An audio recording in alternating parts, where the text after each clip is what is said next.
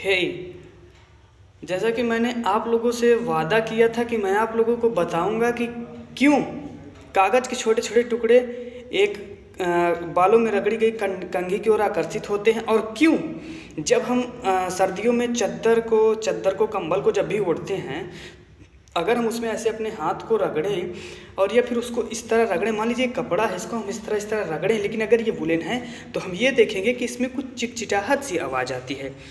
और हमारे शरीर में जब वो हमने देखा होगा कि मान लीजिए मैं अभी अपना कोई सा कपड़ा उतारूं, अपने शरीर से निकालूं बाहर, तो मैं ये देखूंगा कि जो मेरे रोए हैं उस कपड़े की ओर आकर्षित हो जाते हैं। तो मैंने आप लोगों से वादा किया था कि मैं आप लोगों को इसके पीछे का कारण बताऊंगा। खैर, आप इस एक्सपेरिमेंट को अपने घर पे भी करके देख सकते हैं। मैं आप लोगों की जानकारी के लिए बता दूं कि इन दोनों के बीच जो बल लगता है उसे इलेक्ट्रोस्टैटिक्स फोर्स कहते हैं, स्थिर वैद्युत बल। ये क्यों लगता है इसके बारे में हम बात करें, उसके पहले हम इस प्रैक्टिकल को देखते हैं। देखिए मेरे पास ये पेन है, ये पेन अभी ये चार्ज नहीं है, मैं इसको पोंछ लेता हूँ अगर इसमें कोई आवेश रह गया हो तो। फाइनली तो हम ये छोटे छोटे कागज़ के टुकड़े लिए हुए हैं। मैं आपको देखिए, पहले मैं इसको इस तरह करके दिखा दूँ, आप देख सकते हैं मैं इसको एकदम स्पर्श करा रहा हूँ, but no one particle of pieces of papers attract to this plastic pen. So let me rub this one to my hair first. तो मैं इसे अपने बालों में रगड़ता हूँ, उसके बाद मैं आपको बताता हूँ कि इसमें देखिए कैसे चार्ज आ जाता है। ये बालों में थोड़ा रगड़ जा भैया,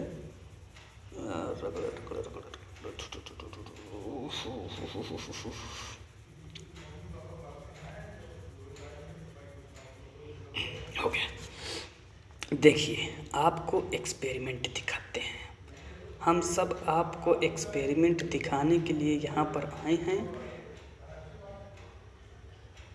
ओहो, ये देखिए। खैर, बाय द वे ये सारे कागज़ के टुकड़े नहीं इसकी ओर आकर्षित हो पाए, क्योंकि इसके पीछे का कारण ये है कि ये जो कागज़ का टुकड़ा है, ये इसका जो वेट है, मास नहीं, जो वेट है वो इसके और इसके जो कंपैरिजन में जो फोर्स लग रहा है उससे कहीं अधिक है। तो इसे मुझे और छोटे छोटे काटने चाहिए थे। खैर, आप इसे अपने घर में कर सकते हैं, कंघी ज़्यादा बेहतर होती है इन सब कामों के लिए।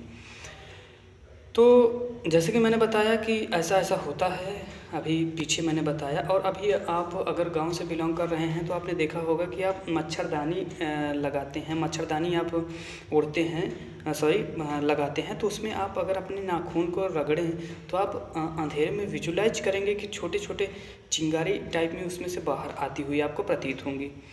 इस चीज़ को आप करके देख सकते हैं। अभी तो ठंडी है, जब गर्मी आएगी तो आप इसे करिएगा।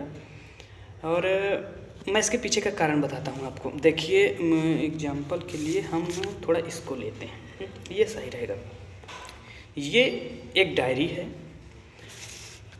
ऑलराइट। हम इसे मानते हैं एक सेकंड के लिए कि यह कागज़ का एक छोटा टुकड़ा है, ठीक है। अब बेसिक बातों पर 2 मिनट नज़र डालते हैं।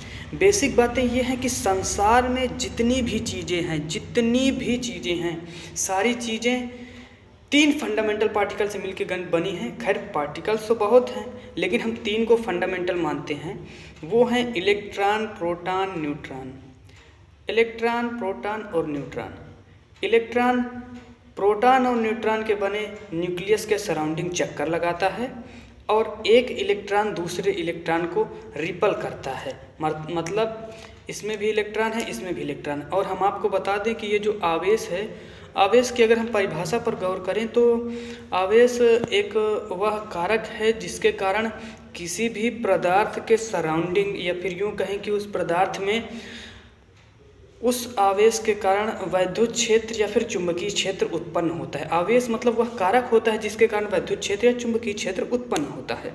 तो आवेश का तो आवेश के बारे में आप समझ गए। अब कारण क्या है?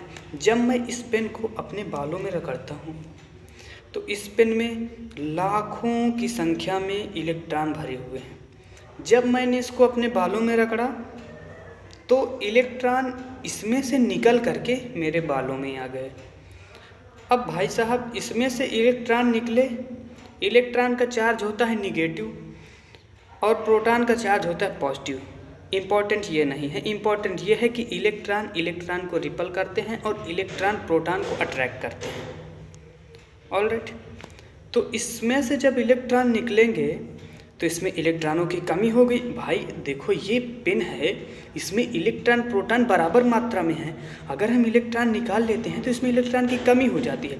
अब ये पेन भाई साहब कह रहे हैं कि हमें इलेक्ट्रॉन चाहिए, हमें कहीं ना कहीं से इलेक्ट्रॉन चाहिए, चाहे जहाँ से चाहिए। अगर इलेक्ट्रॉन नहीं मिलेगा तो हम बैलेंस नहीं रहेंगे। अब दूसरी बात मैंने किया क्या, मैं ले आया इस इलेक्ट्रॉन को इस कागज़ के छोटे से टुकड़े के पास, फॉर एग्जाम्पल।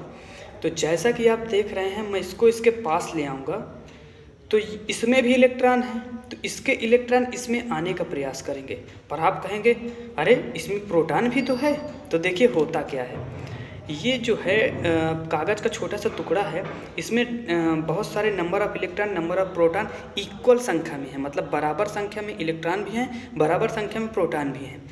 अब हम बात करें कि इनके नेट चार्ज की, यानी नेट आवेश की, तो नेट टोटल आवेश जो है वो 0 है, क्योंकि प्रोटॉन और इलेक्ट्रॉन ही आवेश का कारण है और वो प्रोटॉन के नंबर के इक्वल है।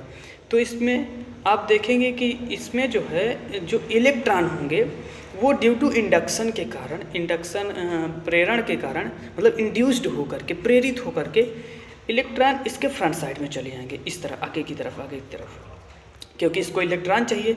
अब ये तुम्हारे पास आया तो इसके सारे इलेक्ट्रॉन यहाँ चले आए। मान लीजिए एग्जाम्पल के तौर पर अगर मैं कहूँ कि गांव में कोई अगर फुल्की वाला आता है या निकलता है, तो जो बच्चे रहते हैं उस फुल्की वाले के चारों तरफ एकत्रित हो जाते हैं, क्योंकि फुल्की वाला यही तो चाहता है कि मुझे पैसे मिले, बच्चे मेरी फुल्की खाएं। तो यही कारण है कि ये चाह रहा है इलेक्ट्रॉन, तो इलेक्ट्रॉन इसके सामने एकत्रित हो गए। अब प्रोटॉन पीछे हैं। अब हमें देखना है कि ये आखिर आकर्षित क्यों होते हैं, क्योंकि प्रोटॉन इलेक्ट्रॉन आकर्षित होंगे, इसको इलेक्ट्रॉन चाहिए, इसमें पॉजिटिव चार्ज है, ये प्रोटॉन को रिपल करेगा।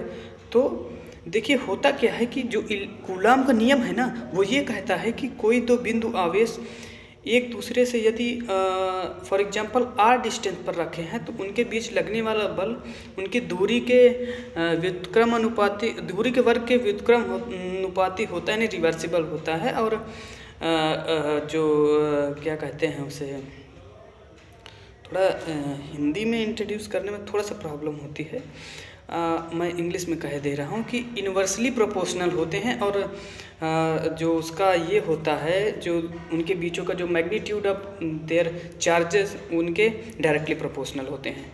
तो इसमें हमने ये देखा कि ये इसमें जो इलेक्ट्रॉन है वो इसकी ओर आकर्षित होंगे, और प्रोटॉन, तो इलेक्ट्रॉन से प्रोटॉन के अगर हम दूरी की बात करें तो इससे नज़दीक है इलेक्ट्रॉन, दूर है प्रोटॉन। तो इसका मतलब इलेक्ट्रॉन, और इसको इलेक्ट्रॉन चाहिए तो इसको आकर्षित होंगे, और इसका मैग्नीट्यूड यानी इसके अट्रैक्शन और उनके रिपल्सन का मैग्नीट्यूड अट्रैक्शन से कम है, तो इस वजह से हम कहेंगे कि अट्रैक्शन होगा और ये एक दूसरे को आकर्षित करेंगे।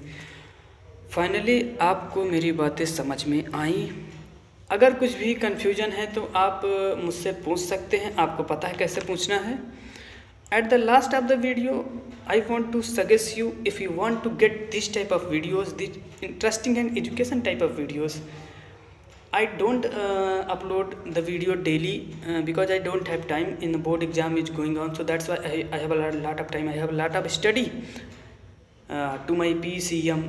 So you can subscribe, like and share between your friends. Thank you.